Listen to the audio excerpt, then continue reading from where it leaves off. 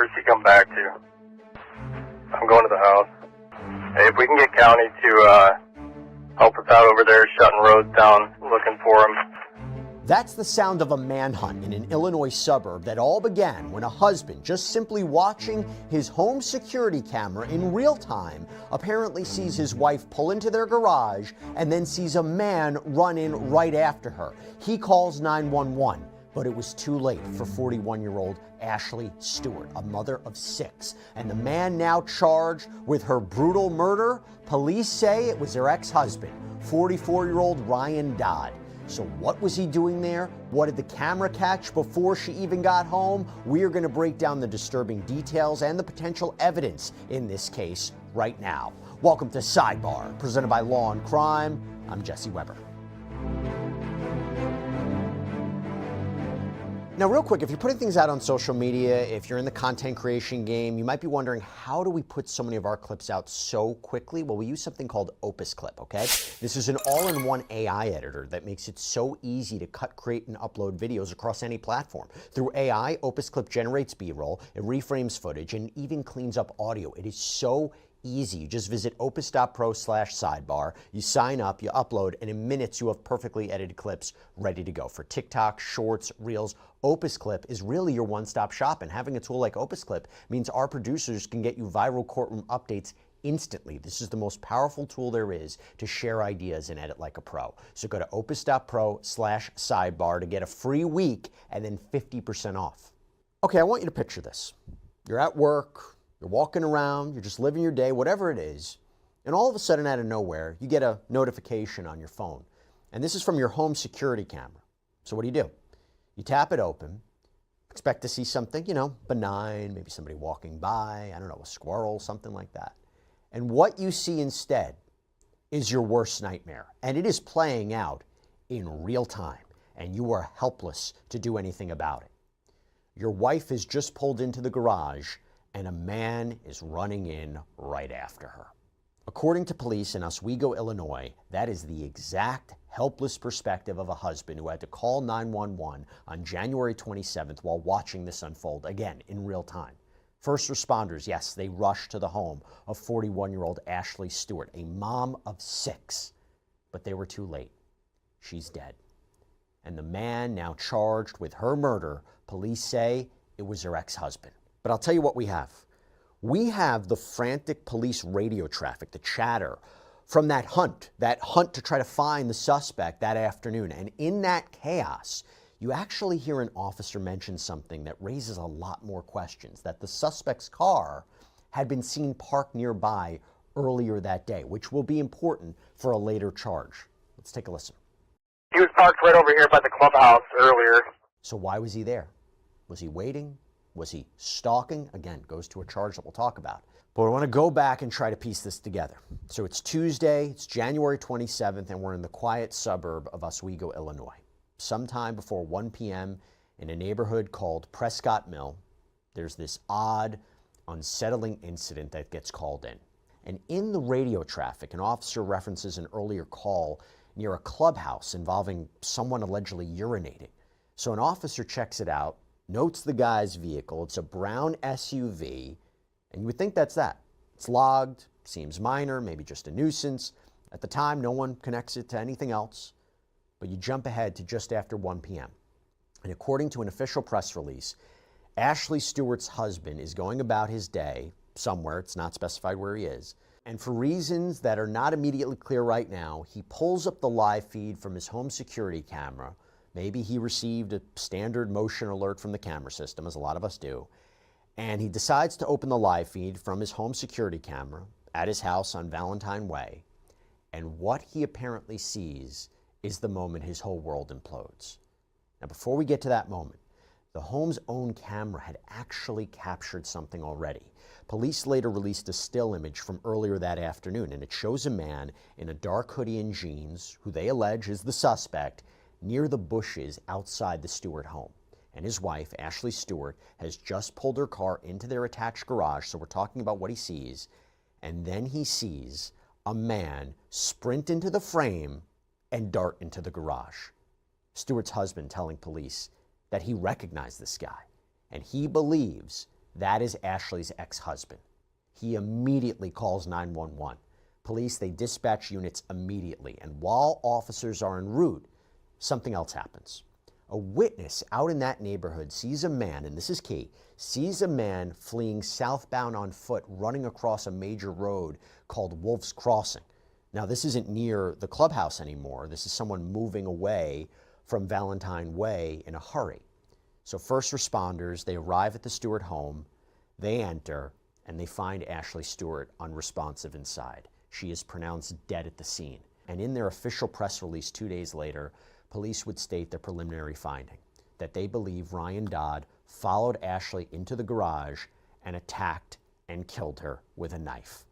They also urged residents to check their garbage cans and their yards, a sign that maybe they were searching for evidence, maybe even the weapon, maybe clothing. But then you go to the radio traffic that we talked about, and this throws the scene into absolute chaos. You have officers who are scrambling. They have two critical pieces of information from the start, right? A witness description of a man running on foot. Then you have from the husband a vehicle description, that brown SUV connected to the ex-husband. So seemingly what I mentioned before. They launch this two-pronged manhunt. They send out drone units, K-9 teams from the Aurora Police Department to track the person on foot through backyards and open fields, and simultaneously, they flood the area with patrol cars looking for that brown SUV. I want you to listen in this audio as they just try to lock everything down. You can hear the stress of it. He was parked right over here by the clubhouse earlier when he was allegedly urinating, right where I'm at right now. I'm checking the area. We have an officer at the emblem entrance on Wolf. We're checking emblem now. Okay, I'm at the entrance. I'll be at the Harvey entrance in case he's over here in this subdivision.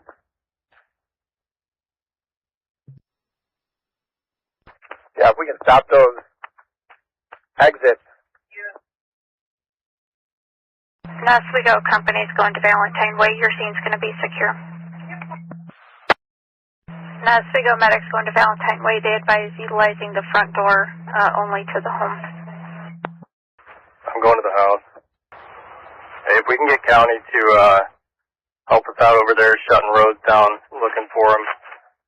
I want somebody to go to the clubhouse and see if they have cameras or anything for this guy. Do we have any further description as of yet? Hey guys, I'm over here in that subdivision part. Do we have a description of this SUV? This vehicle's a brown Ford Explorer Civic Victor, the male white. To traffic when ready. Bill, I'm down by Harvey and 111th. Keep an eye on the open field, but you want to come down there? Brandon, I think that's good. If you want to stay down there and watch the southern, we'll just have a soft perimeter. We got county to the east. Okay, we still need to get a pretty good description. If we can get one, that'd be great. I may have missed it. Are we doing anything with the schools? Are they secure in place or anything at this point? All right, I just want to confirm. I've got a county unit on 30, south of Wolf, and 111th. I've got Brandon on 111th on the south side. I've got Graver at one of the exits onto Wolf. And who is at the other exit to Wolf? 34, I'm at Emblem and Wolf. 10-4. Make sure your cameras are on. We're catching every vehicle and just do a stop. Let them know what we're doing. Make sure that no one's in the car with them. This guy's supposedly on foot or in vehicle? I have different reports. If anyone else can follow up, I have him on foot, but he might be in a brown SUV. There was also a white one that was given out and a dark green Ford that was given out. Anyone else have additional information on that? He was in a brown Explorer earlier this morning with that urination call. Parked over here on Apple. 10-4, thank you. Who do I have on Harvey that is blocking the exits? I thought Sharice is down by Harvey and Ellis, that's I heard. And I know that Oswego East is on a secure in place, secure and hold. Do we have any officers in the Oswego East parking lot by chance off of Harvey? So the search is on, they've got the school locked down, they're checking every car, and then just 27 minutes after the husband made that horrific 911 call, they spot it. They find the car. It's the brown SUV. And by the way, it's not tearing out of the neighborhood or driving through things. No, police say the car was just driving southbound on Harvey Road, not far from the scene, by the way. An officer pulls it over at the corner of Rance Road and Pioneer Court, and the driver, according to police, just complies. Doesn't go on a chase, nothing like that, doesn't fight back. He's taken into custody without a struggle. And that driver, police say, was again 44-year-old Ryan Dodd from nearby Aurora. And they confirm what the husband feared in that first moment, that Dodd was Ashley Stewart's ex-husband. Now, he's innocent until proven guilty, right? We're not officially saying he's the killer, but you're looking at some of the evidence and the time frame, and it's interesting. Now, we don't have all the evidence. I'm going to talk about that too. But you remember that image that police released from a neighbor's camera, the one showing a man in a dark hoodie hiding in the bushes near the Stewart home earlier that day? Police allege that that man was Ryan Dodd. And 2 days later, the Kendall County coroner completes the autopsy. The official cause of death, multiple sharp force injuries. It is a brutal attack. And with that report in hand, the prosecutor's office moves in. They file a whole stack of charges against Ryan Dodd. We're talking first-degree murder, home invasion, armed violence, residential burglary, and aggravated stalking. They are throwing the entire book at him, alleging that this was a planned, violent invasion that ended a life. So we've laid out the chilling sequence of events, according to authorities, from a husband's live stream nightmare to that strange pre-incident at the clubhouse. But now we're left with a lot of questions, right? What is the legal strategy behind charging someone with all of these crimes? How crucial is tying this all together? What is the potential evidence here? And what is a defense, right? All right, so to help us sort through this legal reality of what we've been discussing, to break down what the evidence may be here, I want to bring on criminal defense attorney Joe Tamburino. Joe, thanks so much for taking the time. Always appreciate it. I want to start with that image. So police released this still image from a home camera, right? The home's own camera, shows a man. Now they seem to allege this is Ryan Dodd near the bushes outside the house. This is earlier in the day. From a legal standpoint, how powerful is that kind of evidence? What would a defense attorney do to try to challenge that?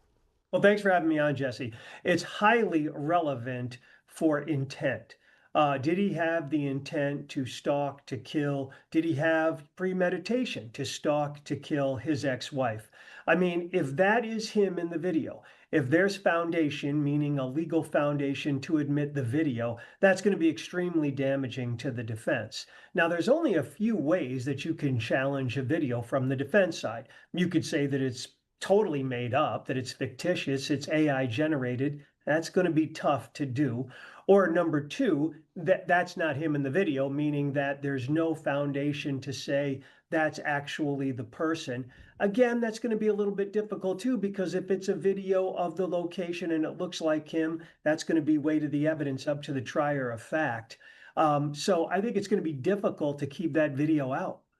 It seems like the entire case is a large part of this case is digital evidence, right? So you have that, and then the husband seeing through a camera someone chasing his wife. He sees this man run into the garage after his wife, believes it's the ex-husband, right? I mean, this is his interpretation of it, his analysis of it. He didn't see, I believe, the actual attack.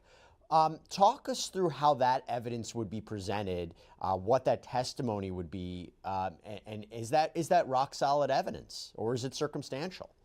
Yes, that's excellent evidence, and here's why. The husband will be able to lay foundation for that, meaning he'll be able to testify, whether it's in front of a grand jury if they're going to go with an indictment, or in front of an actual jury come the time of trial, that he knows the ex-husband, he knows what he looks like, he's seen him walk, he's seen him move about, he knows his dimensions, and so he could say to him, that's definitely the ex-husband in the picture. So with that kind of evidence, meaning the present husband will say, that's the ex-husband, Mr. Dodd, yeah, that's powerful evidence.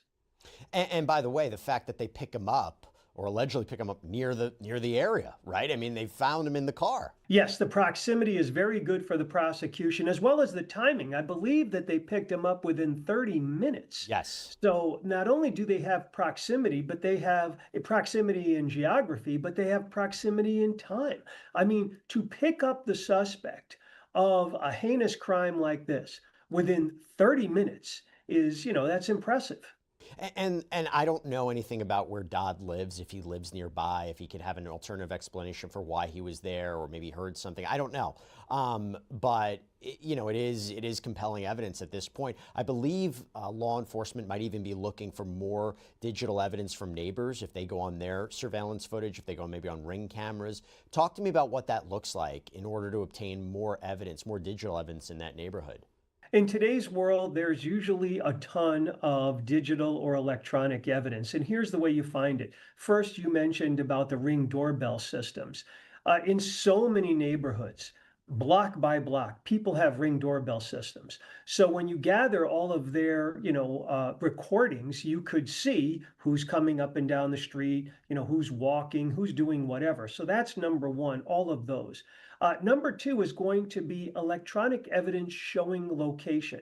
Now, what could that be? Usually it's a cell phone. It could be an iPad. It could be some other tablet. Because as a person is walking around in any neighborhood or in a city or in downtown like here, you're going to be pinging off different things. Your internet trying to connect with whatever's internet's around, whether it's in an office building or a house.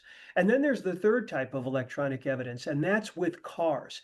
Many cars today have all different types of things where you could actually monitor where the car is, whether it's for safety reasons, if your car breaks down. Many new cars within the last 5 to 10 years have this basically like an OnStar device where you can monitor where the car is. So electronic and digital evidence will be highly important in this case. You're not surprised at this point that we don't have more information about blood evidence or DNA or cell phone evidence. This takes time, right? That does take time because, when you look at DNA evidence, like, the average person, right now, if someone to you, Jesse, wanted to see what kind of DNA you had on your person, whether it's on your hands, your clothing, maybe your briefcase, whatever it is, you're probably going to find a lot of DNA evidence. Why? Because you've been shaking someone's hand, because someone has touched your clothing, because someone used your briefcase or moved it or something like that. And then they have to match that DNA to other known DNA. Now, I'm sure what they did in this case is got a court order to take Mr. Dodd's DNA. Because I was trying to see if they found anything in the car or anything more to suggest. He's hit with this stack of charges, right? So he's hit with first-degree murder, home invasion, armed violence, residential burglary, aggravated stalking. What is the strategy from a prosecution point of view to stack all these charges up against him? Is it, hey, we're going to charge him with everything that we believe the facts fit into the elements of a crime? Or is there some sort of strategy to have all of these different charges? I mean, obviously the murder is the most important one. Correct. It's both of those. First, you do want to charge all of these heinous crimes. Why? Because they fit the facts.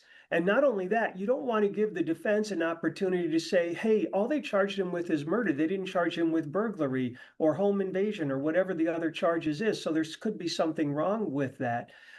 Second, the strategy is going to be that you're going to show that jury as the prosecutor all of these heinous acts, and that's why you charged him with all of them. Now, maybe the jury won't come back guilty on some of them, but if you have enough, you're going to get a substantial sentence. What do you make of, from maybe a defense perspective?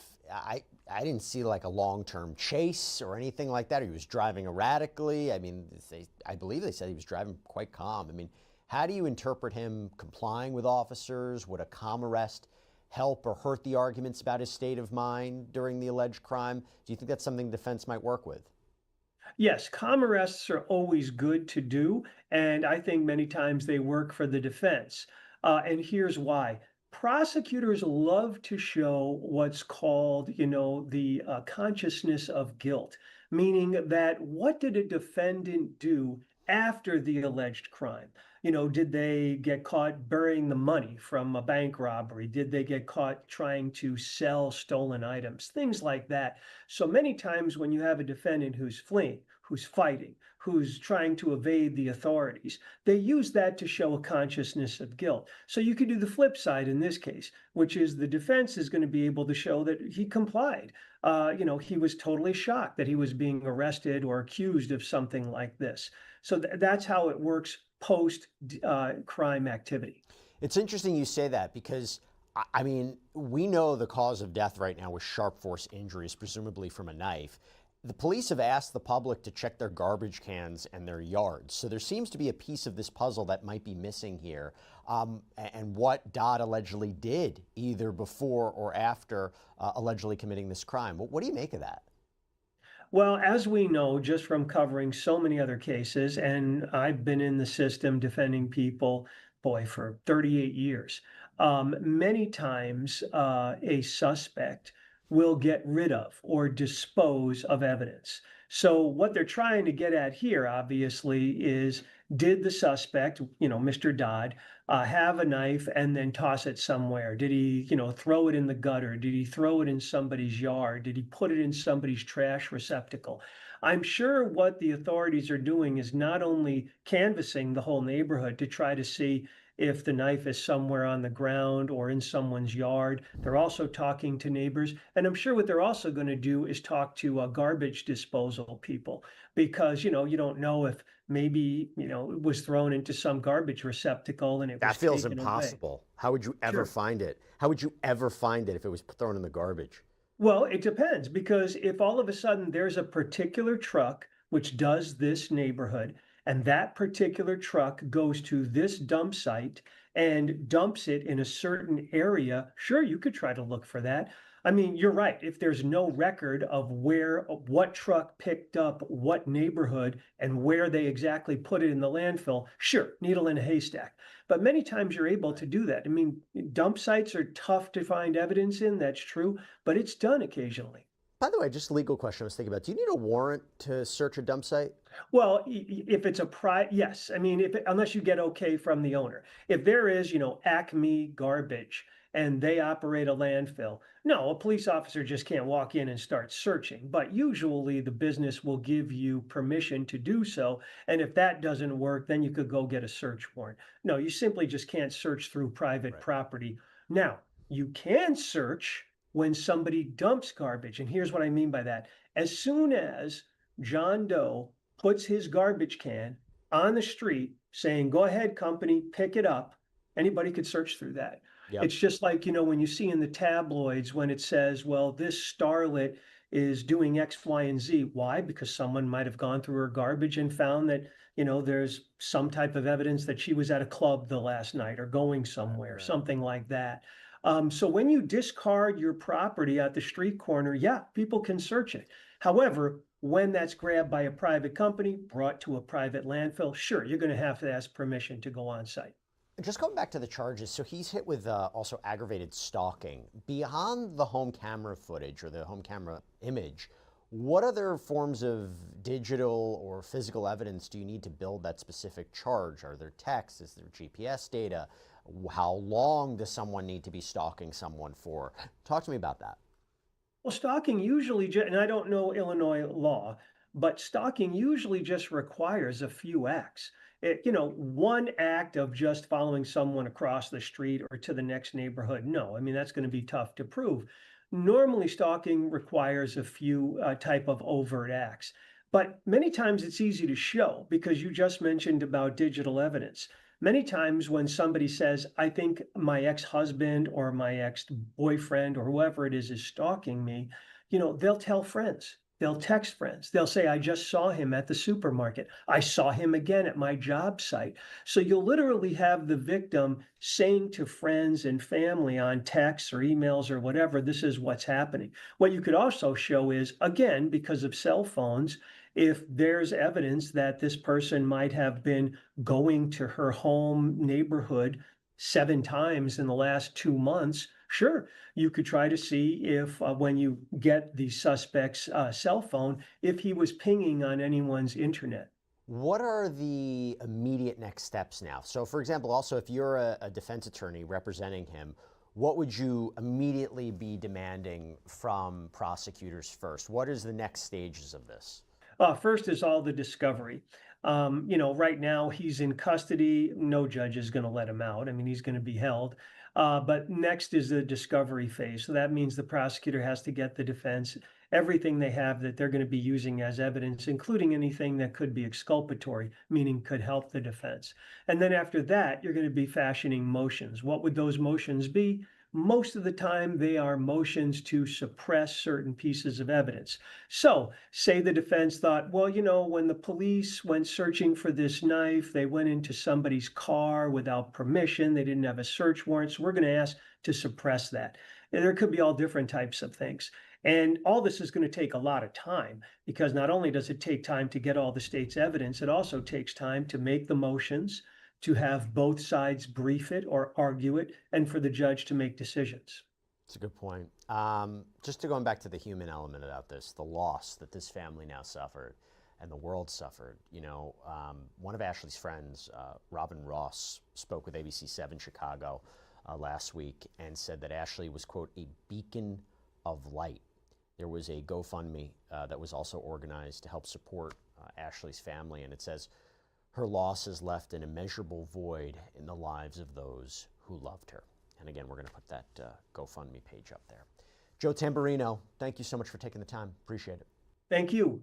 And that's all we have for you right now here on Sidebar. Everybody, thank you so much for joining us. And as always, please subscribe on YouTube, Apple Podcasts, Spotify, wherever you should get your podcasts. We're also up on NBC's Peacock, by the way. We have Sidebar episodes out there, too. I hope you can check it out. If you want to follow me, X, Instagram, my News Nation show, Jesse Weber Live, Monday through Friday at 11 p.m. Eastern. I'll see you next time, everybody.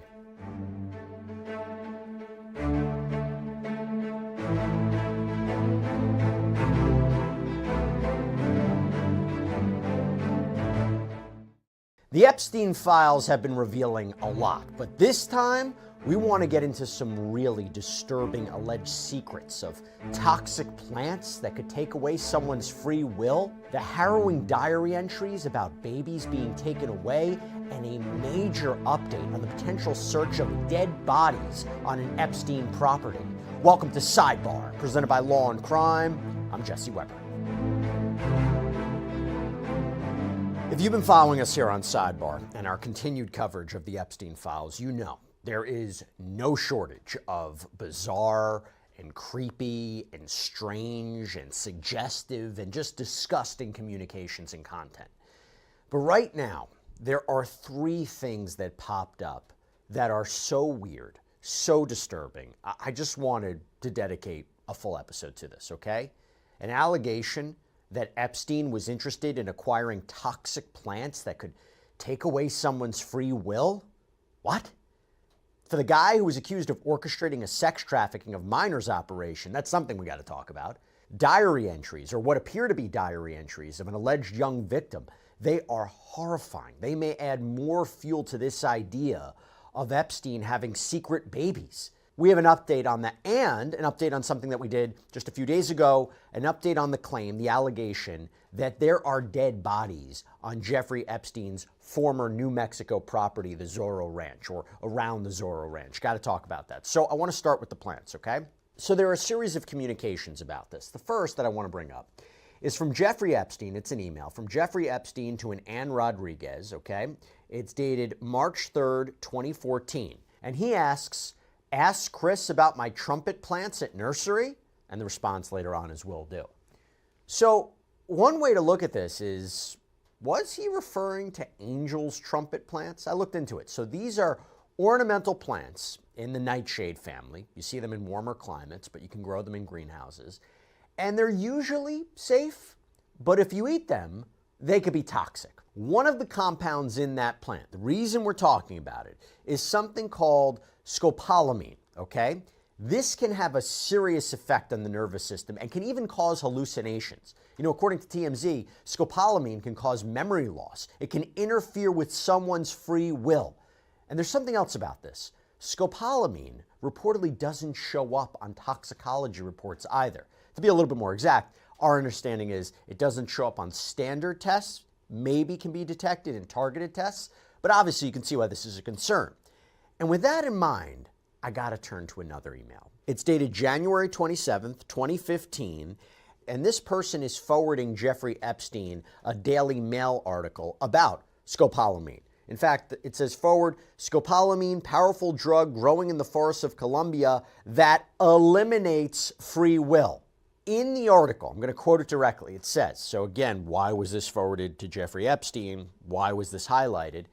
The most dangerous drug in the world, devil's breath, chemical from Colombia, can block free will, wipe memory, and even kill. Scopolamine, often blown into faces of victims or added to drinks. Within minutes, victims are like zombies, coherent but with no free will. Some victims report emptying bank accounts to robbers or helping them pillage own house. Drug is made from borrachero tree, which is common in Colombia. And I want to call out this section too from the article. It says, Dementia Black, a drug dealer in the capital of Bogota, said the drug is frightening for the simplicity in which it can be administered. He told Vice that scopolamine can be blown in the face of a passerby on the street, and within minutes that person is under the drug's effect. Scopolamine is odorless and tasteless. Quote, you can guide them wherever you want. It's like they're a child. So this arguably shows that Epstein was aware of and maybe even was interested in the effects of this plant.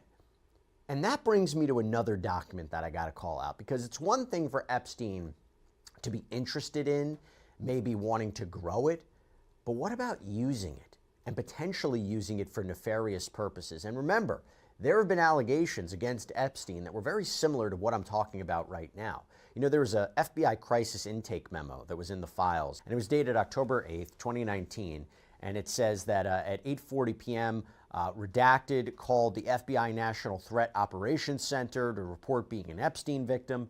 Redacted provided the following information. Redacted was raped by Epstein in 1984 when she was 14 years of age. Redacted stated Epstein drugged her at Redacted in Redacted. Prior to being raped, Redacted came in and out of consciousness and stated Epstein's face was painted like a clown. All right, before we jump into everything, look, it's February. This is the time where we're all starting to get into a bit of a winter slump, but nothing rejuvenates like home cooking, right? HelloFresh, America's #1 meal kit. They deliver with recipes that feel good. They taste amazing every night of the week. As much as I always want to, cook from scratch, I don't have that time. But here's the good news. HelloFresh, which is so easy to order in just a few clicks, means I don't have to compromise my love of healthy or fun dishes. And what I love about HelloFresh is that they bring people together with meals that are just simple to make, but still kind of have that home-cooked feel. Who doesn't want that? They have over 100 recipes to choose from each week, everything from comfort favorites to recipes from all around the world. And if you want to try something new, that's the best part. For me, I would be looking at the Mediterranean options, the grass-fed ribeye steak. Big steak always helps beat the winter blues, right? And since their ingredients are hormone-free and sustainably sourced, I always know that HelloFresh is the healthier option. And they have GLP-1 friendly options now too, and over 35 high-protein recipes, so for whatever you're looking for. So when dinner tastes this good, nothing hits like home cooking. Go to HelloFresh.com/sidebar 10FM to get 10 free meals plus a free Zwilling knife, a $144.99 value on your third box. Offers are valid while supplies last, and free meals are applied as a discount on the first box for new subscribers only. Varies by plan. That's HelloFresh.com/sidebar 10FM. Okay, what about using this plant? To be clear, I couldn't find anything definitive in the documents that he had used this plant, that he had used scopolamine to drug women or girls in any fashion and then sexually assault them. There's nothing blatant that I've seen to suggest that. However, I have to call this out because what we found here is very weird. It brings me to this document, February 2022. It is described as a victim impact statement that was sent to the United States Attorney in South Florida, Tony Gonzalez. And it's apparently from a Joseph Manzaro discussing an incident in December 2014 where he was drugged. Now, if anybody's been following us here on Sidebar for a while now, as I was listening to this and I was reading, I was like, why does that name sound so familiar? And I realized we covered this guy. Joseph Manzaro, we don't know exactly who he is, but he is somebody we've talked about before. This person, apparently out of Florida, Joseph Manzaro, filed a lawsuit in Florida federal court. He claimed that he was a victim of sex trafficking and sexual exploitation at the hands of Sean Diddy Combs and others. We talked about him. We covered this, his lawsuit, where through a victim impact statement, it's very similar to what I'm about to go through. It says that it was about 5:30 p.m. on December 26, 2014, when I arrived home. I unlocked my door, and when I turned the handle on my door, I got something all over my hand that resembled Vaseline. I said to myself, ew, that's disgusting. I rubbed my fingers together in my hands as I went in to wash my hands to see what the heck this stuff was. The next thing I remember was waking up in the back seat of a car and being driven somewhere. It was Eric Mejias driving and Bonnie Rivera in the passenger seat. I said, hey guys, what's going on? Where are we going? What am I doing here? Why are we driving anywhere? I'm supposed to be at home right now. Then I said, oh wow, I'm really sleepy. I need to just put my head back a bit. The next thing I remember was waking up again and hearing Bonnie Rivera telling Eric Mejias that I was waking up. He said, he's waking up because what should I do? Eric Mejias then told him not to worry, just give it a minute. He'll fall back asleep again. I gave him a lot of that scopolamine. He must have given me a blot because I'm practically immune to that stuff. As a child, I had to take it quite a bit to go deep sea fishing with my dad on the weekends, which I loved. I just hated being seasick and developed quite a large tolerance to scopolamine. I thought that to myself, though. So this is very confusing because there's no direct mention in this to Jeffrey Epstein. I'm not sure why it's in the files. But how could I not mention it when it's another direct reference to scopolamine? Again, seeming Epstein had some sort of interest in the trumpet plant that had this. So what do we make of it? Not entirely sure, but it's eerie to say the least and something to think about. Now, second part, I want to talk about a diary, what appear to be diary entries. In the files, there appear to be these diary entries from what seemed to be a young girl. And in the passages, there is descriptions of abuse, trauma, pain. And while we talk so much about Epstein and the money and the alleged co-conspirators, if these allegations are true and what's being described, I just want to read you some samplings from this. And it centers around this person being pregnant and giving birth. These detailed, disturbing, alleged accounts of childbirth with Ghislaine Maxwell being right there. So as much as we talk about Epstein and all that, sometimes we don't talk enough about what these accusers, what these alleged victims went through. So let me read you from these, again, what appear to be diary entries. Close your eyes, close your eyes, close your eyes. Don't speak, she doesn't talk. I can't stop shaking and it's been a week. A decision was made, but I can't tell Jeffrey. These things happen. Why didn't I close my eyes fast enough? The doctor was different again, I think from Israel. He had kind eyes, but didn't speak directly to me. This was different. A shot, and those rod-like things had a hook and so much pain. Ghislaine said to push all the pain away. I don't understand. Blood and water all over the bed, and she was right. Like a feeling when your tummy hurts and you have to push. She said to close my eyes and put her hands over my eyes, but I didn't close them because of these tiny cries. I am so lost. I saw between her fingers this tiny head and body in the doctor's hands. It reached its tiny arm up and had a tiny foot. I closed my eyes and no more cries. And when you go to page 20 of this particular packet, chillingly there is even a picture of a sonogram on a page with the words, she is gone and she won't be coming back. And next to what appears to be a poem entitled Child, you have passages such as, your clear eye is the one absolutely beautiful thing. I want to fill it with color and ducks. Now, we don't know for sure who this person is. We don't know if this claim is real. We don't know if this sonogram is the baby the person mentions. And also, we can't confirm whether any charges or investigations were launched because of the specific account or accounts. But it seems the allegation is clear, right? That she was impregnated, and as I'll get into, either by Jeffrey Epstein, or maybe she was a surrogate of some kind, but the baby was taken away. And what is interesting when we talk about her credibility, at least to me, is the apparent specificity of detail and acknowledging certain personal details about Epstein. Like, for example, there's this passage. After so many bonding moments with Jeffrey, Ghislaine, their baby inside me, with me in the middle, she wouldn't even look at me. We said nothing to one another, and I was so confused.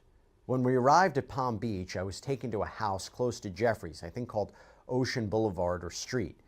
but it was close, and I was alone except for a new driver, not Mr. Juan. So that is seemingly in reference to Juan Alessi, who managed Epstein's Palm Beach estate, testified in Ghislaine Maxwell's criminal trial, by the way. So how would she reference Juan unless she, again, did have a connection to him of some sort? But before I go further into the diary, I do have to say this. We have heard about this before, the secret Jeffrey Epstein children or child.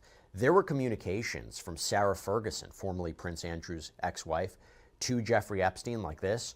Don't know if you're still on this BBM, but heard from the Duke that you've had a baby boy.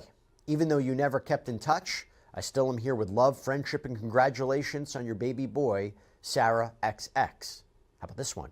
You've disappeared. I did not even know you were having a baby. If it was so crystal clear to me that you were only friends with me to get to Andrew, and that really hurt me deeply, more than you will know.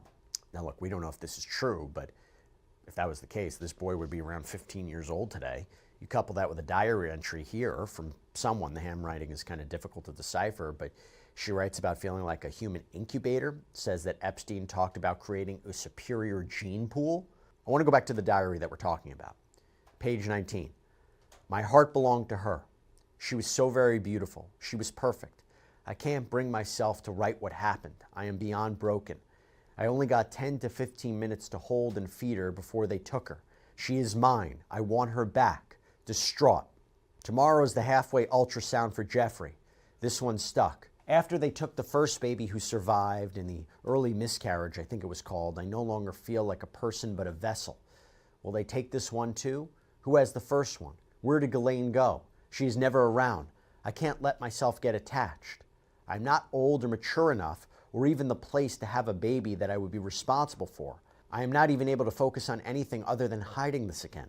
I had to go to eating disorder treatment prior to being in their situation again and missed the entire fall semester of school. I am so very exhausted. My body feels so tired. Will I ever be free? There's this one. I am such a monster. I didn't console her. I can't unhear her screams. They haunt me. I couldn't even bring myself to look at her. I am a monster. I deserve to be haunted by her screams. I am so sorry. I am so broken. This one. So sorry, Jeffrey. These things happen when your body had never been given time to properly heal. So it came out in the toilet, and I didn't know what to do, so I just flushed the tiny little fetus. You have made me numb, and I hate you for this. I hope I never have to see you again. I am not your personal incubator. Where is the baby? Where is Ghislaine?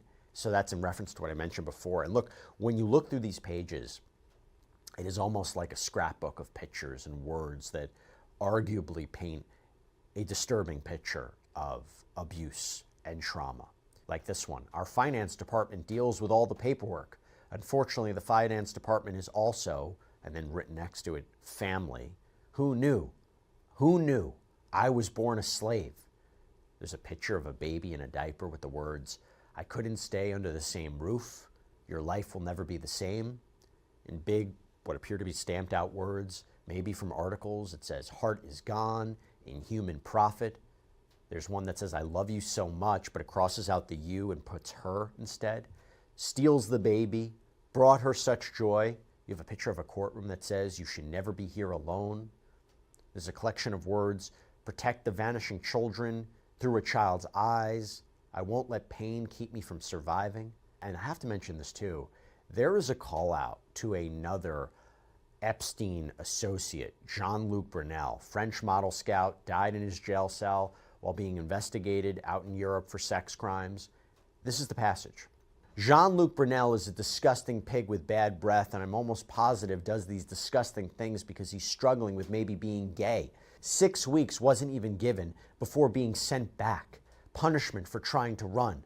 Why can no one help me? Ghislaine is gone. I am so lost and my heart is broken. Is this my destiny? I don't know what to make of it other than, it's part of this collection. It's part of these files. It's important to mention. And if the allegations are true, it kind of gives you an insight into what was going on. Now, I mentioned we have one final topic here as we talk about alleged Jeffrey Epstein secrets. I mentioned this in a previous sidebar. Do you remember when I talked about the allegation that there are bodies buried in connection with Epstein's former New Mexico property, the Zorro Ranch, and this came out from a key document in the files. An email from November of 2019 appears to be directed to an Edward Aragon. According to KOB4, he's a local radio host. The other names are redacted, but it says, Edward, this is sensitive, so it'll be the first and last email depending on your discretion.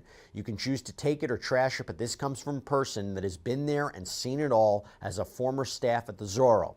The material below was taken from Jeffrey Epstein's home as my insurance in case of future litigation against Epstein. Sorry, no questions. What is damning about Jeffrey Epstein is yet to be written. Did you know somewhere in the hills outside the Zorro, 2 foreign girls were buried on orders of Jeffrey and Madam G? Both died by strangulation during rough fetish sex.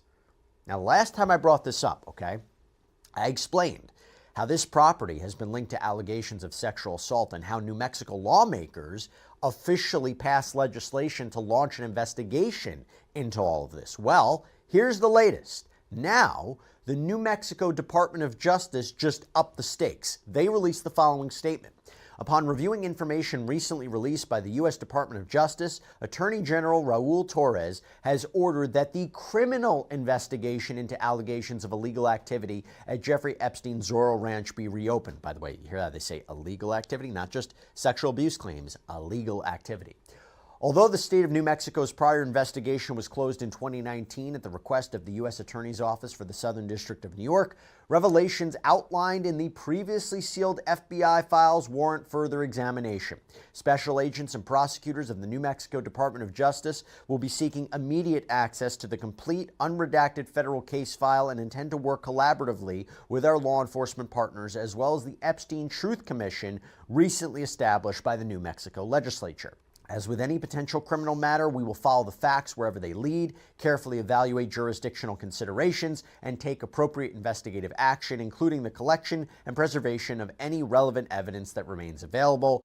We are moving quickly and deliberately on this issue and will provide updates as appropriate. Let me just say, keep a careful eye on what happens there too. But that's all we have for you right now here on Sidebar, everybody. Thank you so much for joining us. And as always, please subscribe on YouTube, Apple Podcasts, Spotify, wherever you should get your podcasts. You can also follow us on NBC's Peacock. We have Sidebar episodes up there as well. If you want to follow me, X, Instagram, my News Nation show, Jesse Weber Live, Monday through Friday, 11 p.m. Eastern. I'll see you next time, everybody.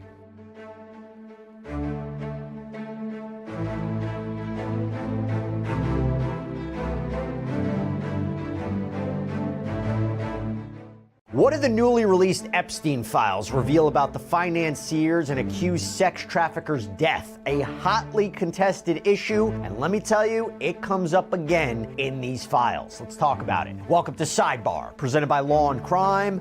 I'm Jesse Weber. We have been covering all aspects of the recent Jeffrey Epstein files release, from the Epstein Files Transparency Act, requiring essentially the Department of Justice to turn over everything they can in their possession regarding the Epstein probe. Now, one of the aspects that I briefly covered the other day in a previous episode of Sidebar, but really couldn't get into further, we didn't have the time, is Epstein's death. Okay? This is a major issue in this saga. What do the files say about his death, right? Because as you know, this is one of the most talked about, most debated aspects of this entire case. You have those who say when he was found in his jail cell at the Metropolitan Correctional Center on August 10, 2019, as he was awaiting federal sex trafficking of minors charges, it was clear he died by his own hand. Versus those who say, doesn't make sense, he was killed. He was a powerful guy, had powerful connections, knew everybody, had all this information. I mentioned before in a previous episode of Sidebar, there was talk that just before he died, his attorneys were maybe trying to reach out to prosecutors to work out a deal. Although I said this before and I'll say it again, I don't think he could have ever worked out a deal where he wouldn't have gotten prison time. I just don't think that was a possibility. Even when you look at those communications, I don't think that was on the table. It seemed prosecutors were like, does he want to accept accountability? Okay. But it wasn't like he was going to reveal information about people and then all of a sudden was going to walk free. Wasn't going to happen. Anyway, put that to the side.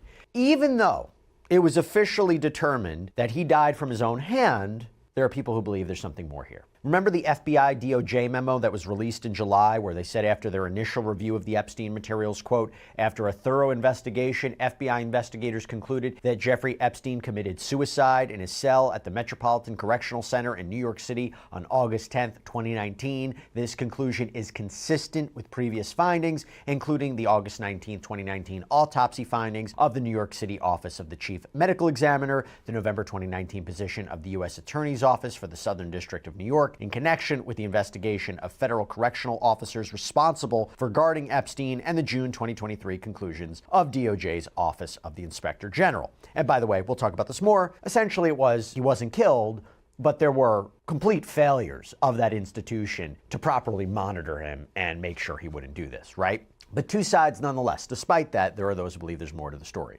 Always speculation. So now the question is, with these files being released, what do they say about his death? Let's talk about it. First, I got to start with this. There have now been released previously unseen photos of Jeffrey Epstein's body after he died. We're talking about 20 images as part of a declassified FBI report from the New York field office. Very disturbing, very graphic. We can't even show you most of the photos, but you can see his body on a stretcher. Medics are attending to him. You see his jail cell in disarray. You see, and this is bad, photos of the injuries to his neck, even like the cracked bone. There's also a close-up shot of his head, visible injury to his neck. I should also note that the noose that Epstein allegedly used, our understanding, has never been identified. There was something that was collected at the scene, but according to the Inspector General's report, it wasn't what he used. By the way, there was also details in this files release about his previous suicide attempt, where MCC officials said they found him lying in the fetal position in his cell. A report even says this is from the files, quote, as inmate Epstein was being placed on the stretcher by responding staff, he would open his eyes and observe staff. When staff made eye contact with him, he would hurriedly shut his eyes. And there's even documentation about that in a July 25th, 2019 email. The names of the sender and the people who received it are redacted, but the subject line references inmate Epstein, and the body of the email reads, quote, FYI, informed by E/W Ops Lieutenant that USMS Telephone Lieutenant's Office inquiring about I.M. Epstein's suicide attempt, later received call from EWOSP number 1 indicating that the Daily News was asking questions as well. All right, before we go on, got to give a quick shout out to our partner, CyberGhost VPN. Have you ever hesitated to connect to public Wi-Fi like in a restaurant, airport, work, school because you're afraid someone might steal your information? It's a real fear. The truth is, eyes are watching you online everywhere you go. The good news is, solution, CyberGhost VPN. You can select one of their hundreds of locations before you browse, and they'll encrypt everything through their secure servers. This way, no one can track your online activity. It works on up to 7 devices at once, so you can share with family and friends. And with just a couple clicks, CyberGhost unlocks exclusive geo-restricted content from over 40 major streamers like Netflix and Prime. And with over 38 million users worldwide and a nearly perfect rating on Trustpilot, CyberGhost is one of the most recommended VPNs out there. And look, if you're still not sure, there's a 45-day money-back guarantee, an 84% discount, plus 4 months free with the link in my description. So that's just $2.03 a month to protect your privacy and enjoy unlimited content. Don't wait. Click the link in the description. Start browsing safely with CyberGhost VPN. Stay private, stay secure, unlock global content. Get CyberGhost VPN now with 84% off plus 4 months free, risk-free with a 45-day money-back guarantee. Click the link in the description and start protecting your digital life today. CBS has been on top of this. CBS did a breakdown of what the new files tell us too, and this is very, very important. According to CBS, investigators looked at the jail surveillance footage from the night of August 9th, so the night before Epstein was reportedly found dead, and they see this orange-colored shape moving up a staircase toward the tier where Epstein's cell was. And this is at about 10:39 p.m. Why is that important? Let's remember, it's believed Epstein died before 6:30 a.m. when a correctional officer, or CO, discovered his body during a breakfast delivery.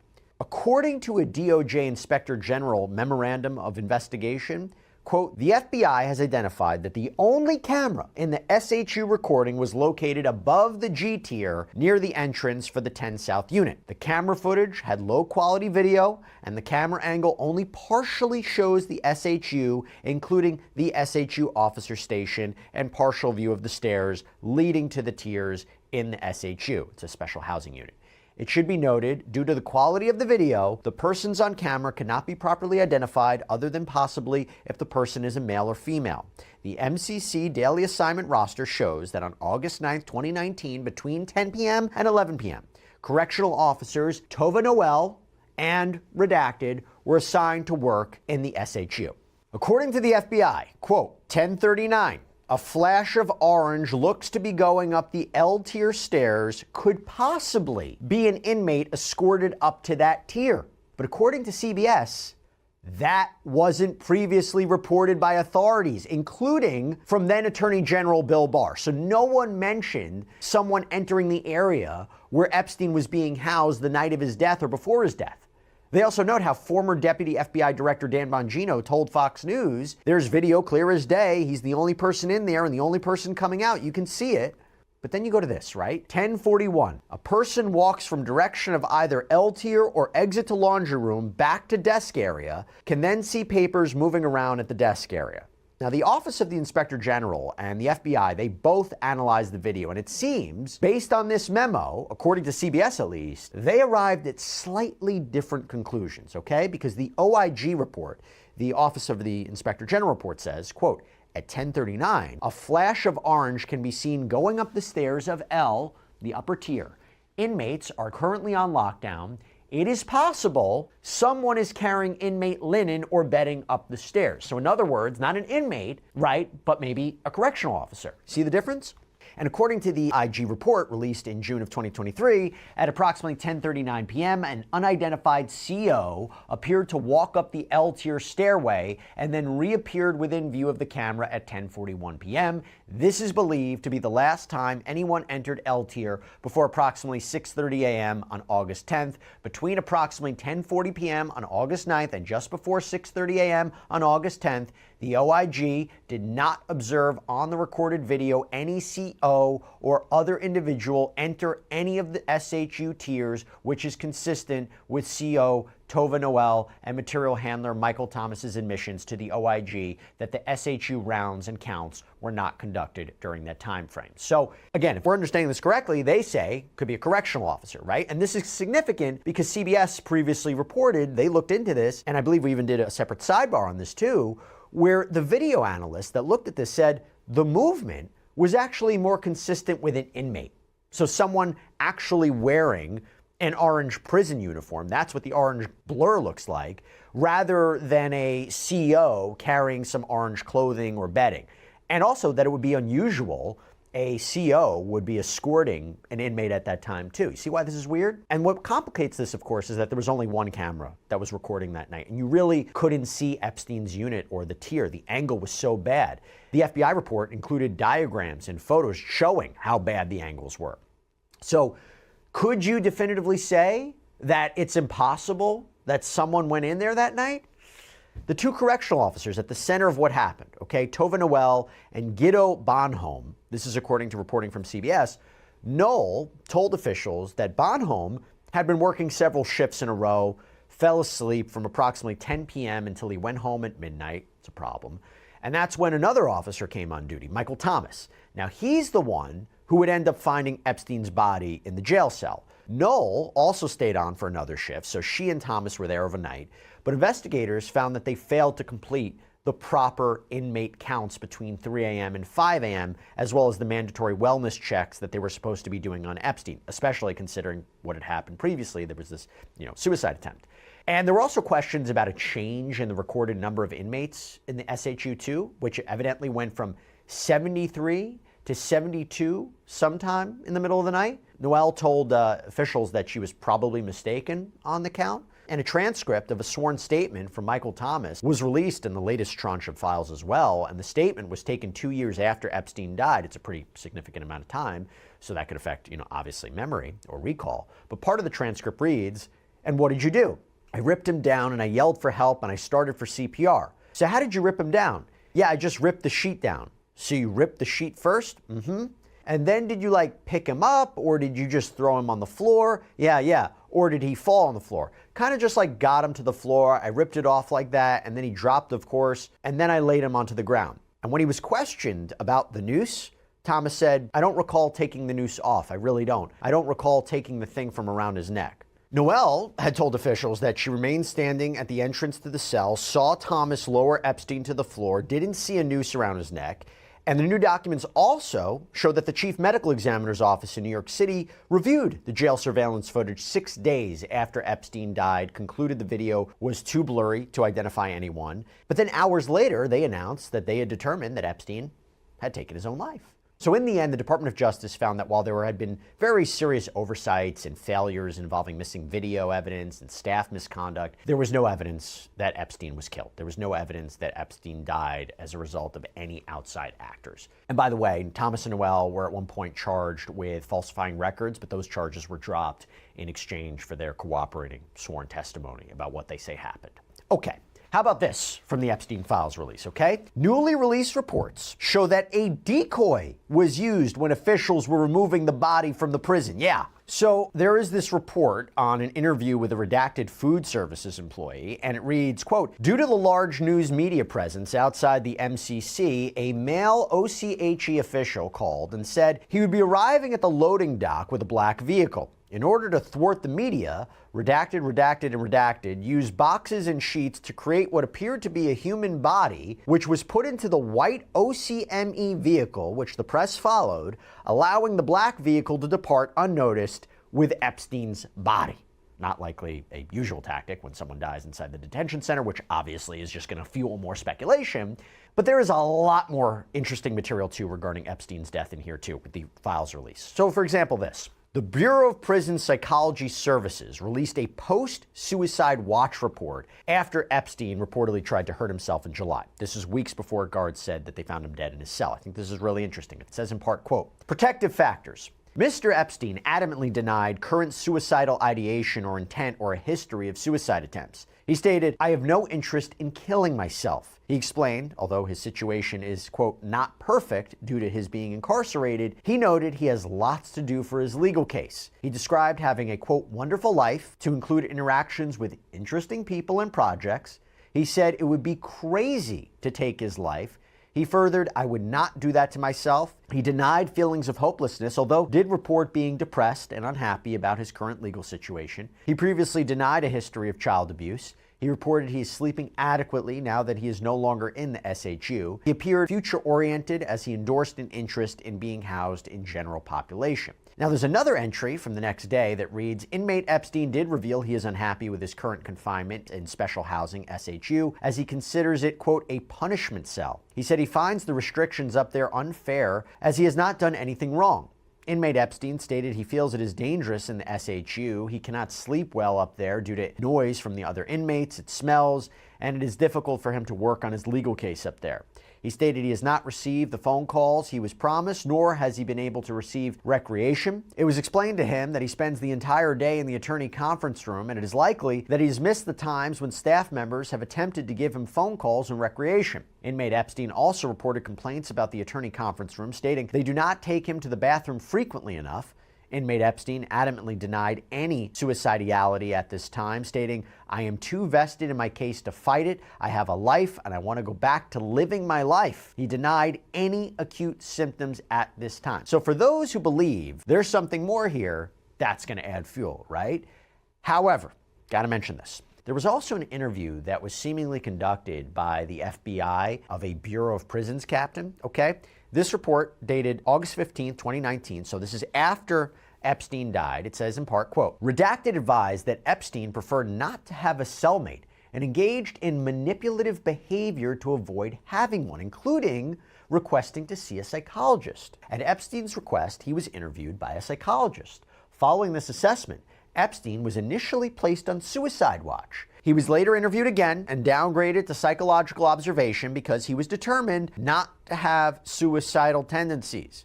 After some time, he was returned to SHU, began hearing talk that Epstein was trying to get back on suicide watch, Information like this is usually generated from rounds, kites, and monitoring of phone calls and letters. Quote, Lieutenant was aware that Epstein was required to be housed with a cellmate because approximately 1 week prior to Epstein's death, informally advised his lieutenants that Epstein was not to be housed alone and emphasized the need to be vigilant about 30-minute checks and unannounced rounds. Okay, this is very interesting because I guess one theory could be, did Epstein try to harm himself? Maybe he didn't actually want to kill himself, but harmed himself in a way to be placed in a different unit away from everybody else. Is that a possibility? So not that he was killed, but that he tried to do something to himself. And by the way, what he said to a psychologist, was it the truth? Was it not the truth? We will never know. How about this? There is an unclassified FBI import form. The title is Mark Epstein. That is Jeffrey Epstein's brother. And it says, New York Operations Command, walk-in complaints, administrative matters, synopsis. Requesting information on the investigation of his brother's homicide. Mark Epstein has been very adamant before in the media about what he believes happened to his brother and always wanted more answers. So I think it's interesting that you have that. And by the way, speaking of Mark Epstein, found this email with all the names redacted. It is from February of 2023. It's titled, Allegation of Murder of Jeffrey Epstein. Quote, I am a threat intake examiner at the FBI National Threat Operations Center unit, where we receive information from the public regarding criminal activity and threats to national security. The following information is being forwarded for your situational awareness and any action deemed appropriate. On February 22nd, 2023, at 6:24 p.m. Eastern Time, Mark Epstein submitted an online tip to the FBI National Threat Operations Center via tips.fbi.gov regarding allegations of murder of Jeffrey Epstein. There's another document titled Updates to Epstein Report in regards to the allegations, quote, Epstein was killed by another inmate, and it reads additional details regarding inmate witnesses, location of cells, counts, and rounds not conducted, Epstein's cell door not opened, inmate reporting Epstein seemed desperate, additional details regarding inmate opinions, suicide, Noel responsible because didn't do counts and rounds. In summary of MCC NY staff view that Epstein killed himself, additional details regarding no counts and rounds, inmates in proximity saw no one approach Epstein's cell door, Noel and Thomas saw no one approach Epstein's cell door, camera footage showed no one, FBI found no criminality, ME ruled suicide, OIG found no evidence to contradict those findings.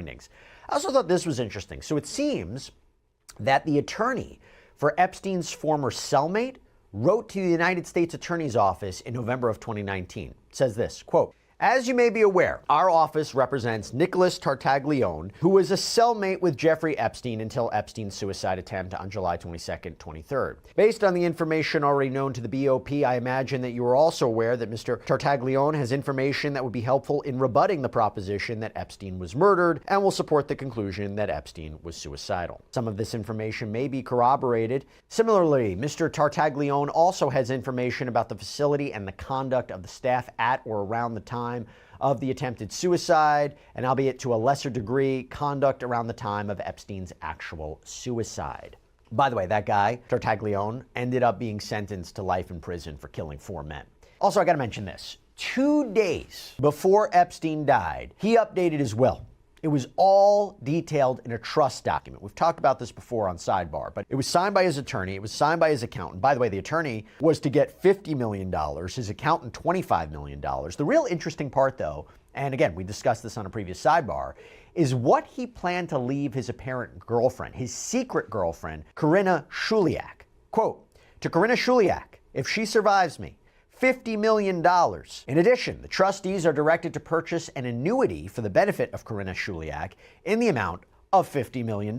So that's the headline, $100 million dedicated to her. There's also another section, lists the specific properties that would go to her. All of my interest, Zorro Ranch, New Mexico. All of my interest, the island known as Little St. James. All of my interest, the island known as Great St. James. All of my interest, 22 Avenue Foch, Paris. All of my interest, 358 El Brillo Way, Palm Beach. All of my interest, 9 East 71st Street, New York. He also wanted to apparently give her a 33-carat diamond ring in contemplation of marriage.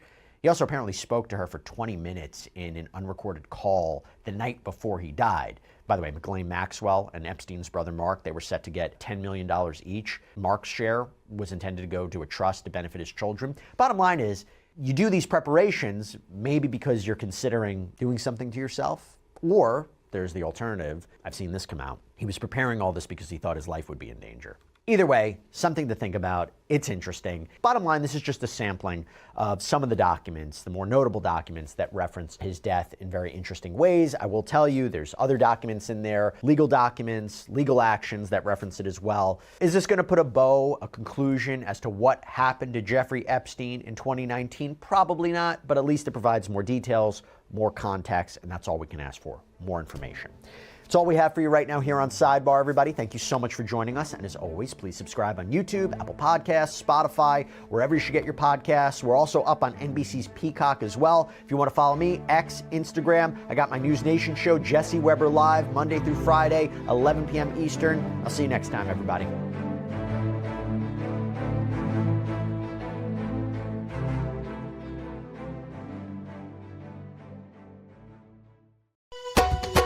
दुनिया दो दिन दी बंदावे मौत दमाल दुनिया दो दिन दी दुनिया दो दिन दी बंदावे मौत दमाल दुनिया दो दिन दी आए कर तू कुछ ख्याल दुनिया दो दिन दी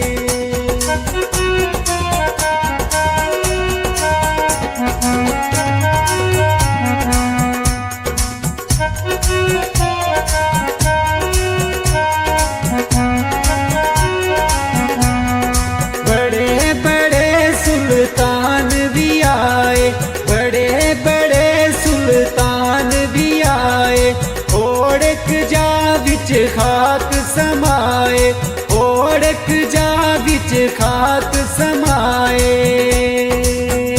आए हो गए ख्वाब ख्याल दुनिया दो दिन दी आए हो गए ख्वाब ख्याल दुनिया दो दिन दी दुनिया दो दिन दी बंदावे मौत दमाल दुनिया दो दिन दी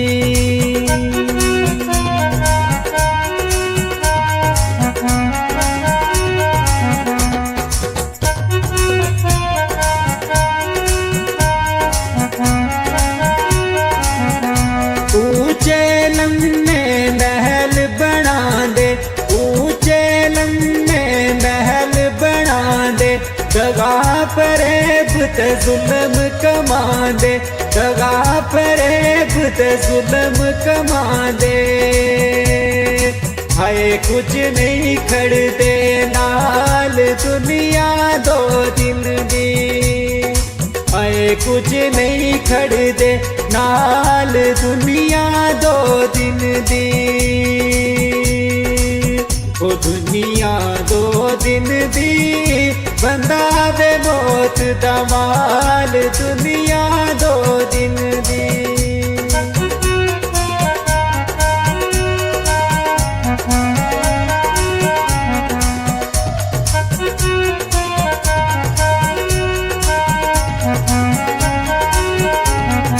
दुनिया देंदी दुख बतेरे दुनिया देंदी दुख बतेरे वीरा कोलू वीर नखेड़े वीरा कोलू वीर नखेड़े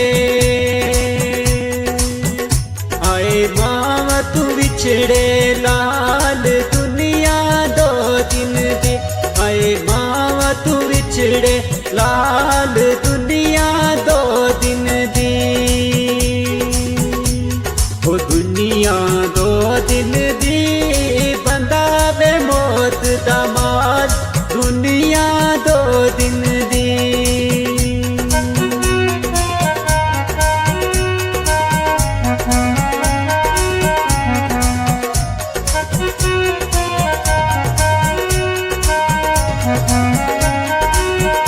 सुख दे सजना सारे संगी सुख दे सजना सारे संगी नस जांदे जद आवे तंगी नस जांदे जद आवे तंगी हाय कोई नहीं गम दा प्याल दुनिया दो दिन दी ओह कोई नहीं गम दा प्याल दुनिया दो दिन दी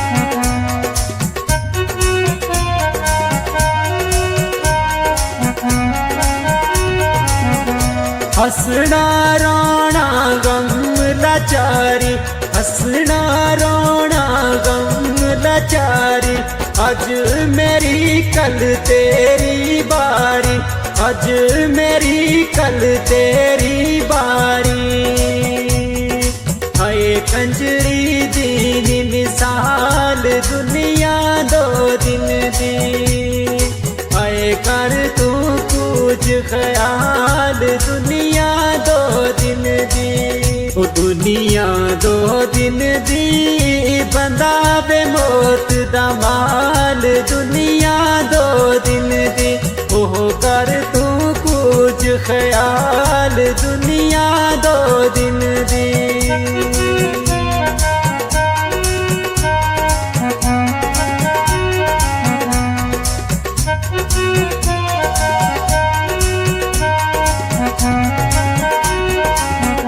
पुत वे तुड़ानी मिट्टी दा वीरा पुत तुड़ानी मिट्टी दा वीरा अपना आप संभाल बशीरा अपना आप संभाल बशीरा हाय मिट्टी मिट्टी दा माल दुनिया दो दिन दी हाय मिट्टी मिट्टी दा माल दुनिया दो दिन दी हाय कर तू कुछ ख्याल दुनिया दो दिन दी हाय कर तू कुछ ख्याल दुनिया दो दिन दी ओ दुनिया दो दिन दी बंदा मिट्टी दा माल दुनिया दो दिन दी हाय कर तू कुछ ख्याल दुनिया दो दिन दी हाय कर तू कुछ ख्याल दुनिया दो दिन दी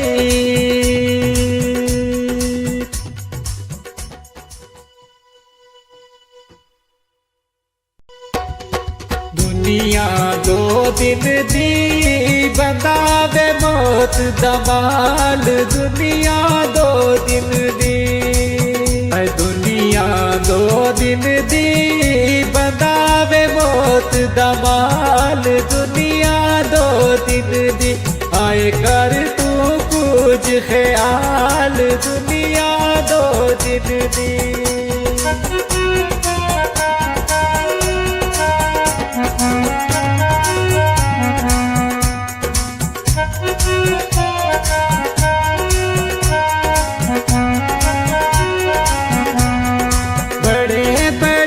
सुल्तान भी आए बड़े बड़े सुल्तान भी आए ओढ़क जा बिच खाक समाए ओढ़क जा बिच खाक समाए हरे हो गए ख्वाब ख्याल दुनिया दो दिन दी हरे हो गए ख्वाब ख्याल दुनिया दो दिन दी